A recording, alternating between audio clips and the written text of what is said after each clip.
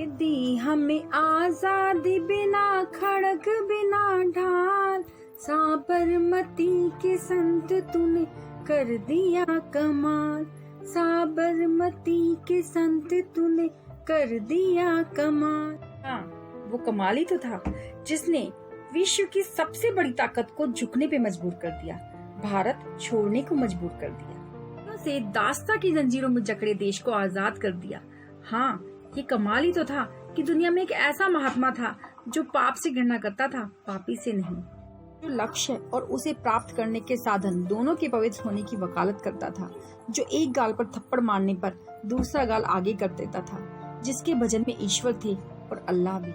जैसा कि आप सब जानते हैं, आज है 2 अक्टूबर और महात्मा गांधी की गांधी जयंती, और आज ही है अंतर्राष्ट्रीय अहिंसा दिवस। सर्वप्रथम मैं आप सबको हार्दिक बधाई देती हूँ। जैसा कि आप सब जानते हैं, आज गांधी जयंती है, तो इस अवसर पर मैं गांधी जी के अनमोल जीवन पर प्रकाश डालूंगी और आपको कुछ महत्वपूर्ण तथ्य बताऊंगी। बच्चों, आज से 150 साल पहले 2 अक्टूबर 1869 को गुजरात के पोरबंदर में करमचंद गांधी और पुतलीबाई के घर उनकी सबसे छोटी संतान मोहनदास करमचंद गांधी का जन्म हुआ था। का बचपन श्रवण कुमार, प्रहलाद और हरिश्चंद्र की कहानियां सुनने और उनसे मिली सीख को आत्मसात करने में बीता। पढ़ाई लिखाई और खेल कूद में बेहद साधारण रहे। मोहनदास का विवाह मात्र 13 साल की उम्र में उनसे 1 साल बड़ी कस्तूरबा से करा दिया गया। गांधी जी तो डॉक्टर बनना चाहते थे, पर वैष्णव परिवार में चीट-फाड़ की अनुमति ही नहीं थी, सो उन्हें वकालत की पढ़ाई करने के लिए कहा गया। इसलिए 1888 में कुछ ही महीने पहले पैदा हुए अपने पुत्र हरिलाल और पत्नी कस्तूरबा को छोड़ मोहनदास बैरिस्टर बनने के लिए इंग्लैंड रवाना हो गए। 4 साल बाद वे पढ़ाई पूरी कर भारत लौटे और कुछ ही दिनों तक बॉम्बे और राजकोट में प्रैक्टिस की, जहां उन्हें अधिक कामयाबी नहीं मिली, क्योंकि होनी को तो कुछ और ही मंजूर था। 1893 में दादा अब्दुल्ला नाम के एक व्यापारी ने उन्हें साउथ अफ्रीका बुला लिया, जहां भारत की तरह ही ब्रिटिश की हुकूमत थी।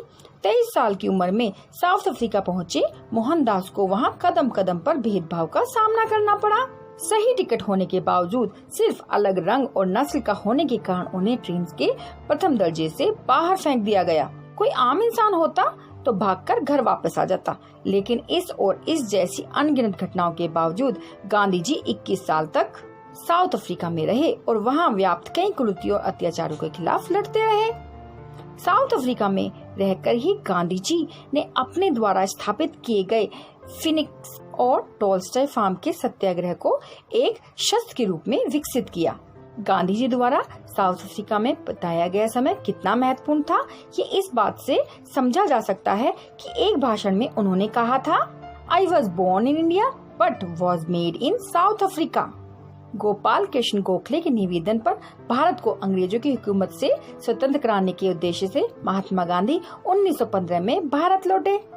भारत आने के बाद गांधी जी ने अपना पहला आंदोलन चलाया, वह था चंपारण सत्याग्रह, जिसके अंतर्गत 1917 में उन्होंने बिहार के चंपारण जिले में किसानों को अंग्रेजों द्वारा जबरदस्ती नील की खेती कराए जाने से मुक्ति दिलाई। के बाद इसी साल उन्होंने गुजरात प्रदेश के खेड़ा जिले में बाढ़ और अकाल की स्थिति होने के बावजूद लगान वसूले जाने का अहिंसक विरोध कर अंग्रेजों को समझौता करने पर मजबूर किया। इन सफल आंदोलनों की वजह से गांधी जी की कीर्ति पूरे भारत में फैल गई और धीरे धीरे उन्हें गुरुदेव रविंद्रनाथ टैगोर द्वारा महात्मा और नेताजी सुभाष चंद्र बोस द्वारा राष्ट्रपिता की दी हुई उपाधि भी सर्वव्यापक हो गई और आम जनमानस उन्हें महात्मा और बापू कहकर पुकारने लगे। इसके बाद भारतीय मुसलमानों के खिलाफत मूवमेंट को अपना सहयोग प्रदान कर गांधी जी ने मुसलमानों को भी अपने पक्ष में कर लिया और देश में हो रहे हिंदू मुस्लिम दंगों पर कुछ सालों के लिए लगाम लग गई। 1919 में ब्रिटिश सरकार द्वारा भारत में उभर रहे राष्ट्रीय आंदोलन को कुचलने के लिए रॉयल एक्ट लगाया गया, जिसके अंतर्गत किसी भी भारतीय पर अदालत के बिना मुकदमा चलाए ही उसे जेल में बंद कर दिया जा सकता था। इसके खिलाफ गांधी जी ने असहयोग आंदोलन चलाया और देशवासियों से अंग्रेज हुकूमत का शांतिपूर्ण विरोध करने के लिए कहा। इस दौरान देश भर में लोग अंग्रेजी कपड़ों व वस्तुओं को जलाने लगे। 13 अप्रैल 1919 को जब इसी तरह का एक विरोध प्रदर्शन जलियांवाला बाग में किया जा रहा था, तब जनरल डायर ने सैकड़ों लोगों को गोलियों से भुनवा दिया।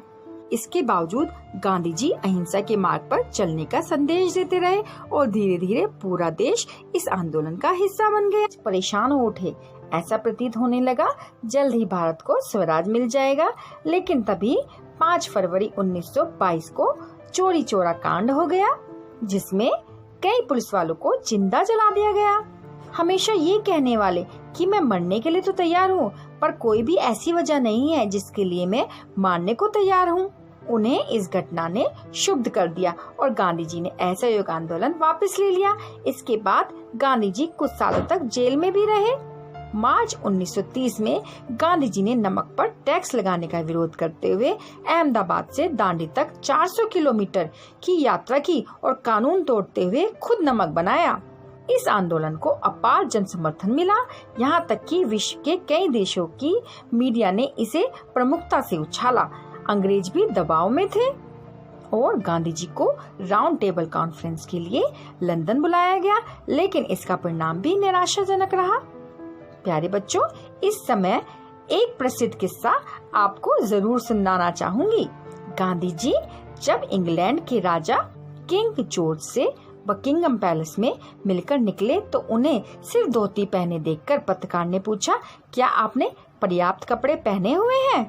तब उन्होंने कहा, लेकिन किंग जॉर्ज ने इतने कपड़े पहने हैं कि हम दोनों के लिए पर्याप्त है। इसके बाद 1942 में गांधी जी के नेतृत्व में एक बहुत बड़ा आंदोलन भारत छोड़ो हुआ।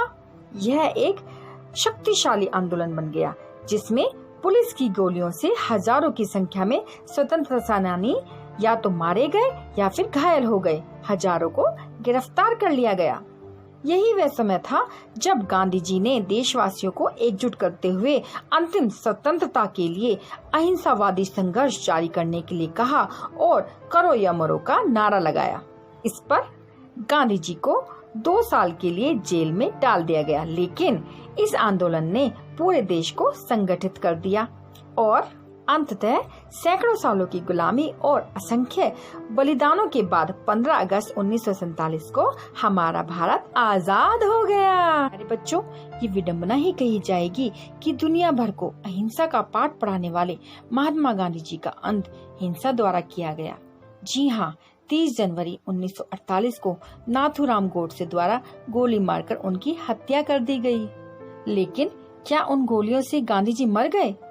नहीं, गांधी जी आज भी एक विचार के रूप में जिंदा हैं और वो हमेशा रहेंगे। आज भी स्वच्छ भारत अभियान हो या सिंगल यूज प्लास्टिक को खत्म करने की मुहिम हो, सस्टेनेबल डेवलपमेंट की बात हो या सहिष्णुता का विरोध दर्ज करने की बात हो या दिलों को जीतने की, हमें गांधी जी ही याद आते हैं, हमें गांधीगिरी ही याद आती है।